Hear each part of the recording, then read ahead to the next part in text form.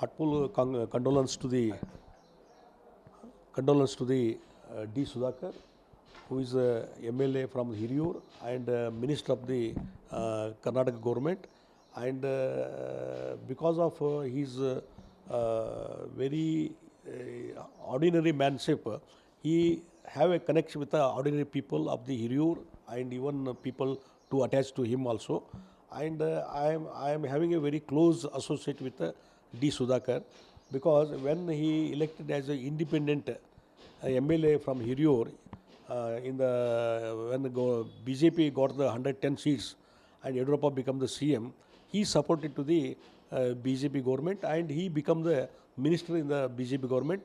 At that time, I am very close to D. Sudhakar, and I have seen him as a humble person and ordinary connecting people's person. So he is very popular in his constituency.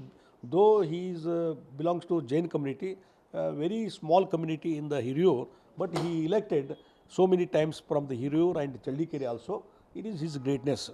So my condolence to the death of the D. Sudhakar.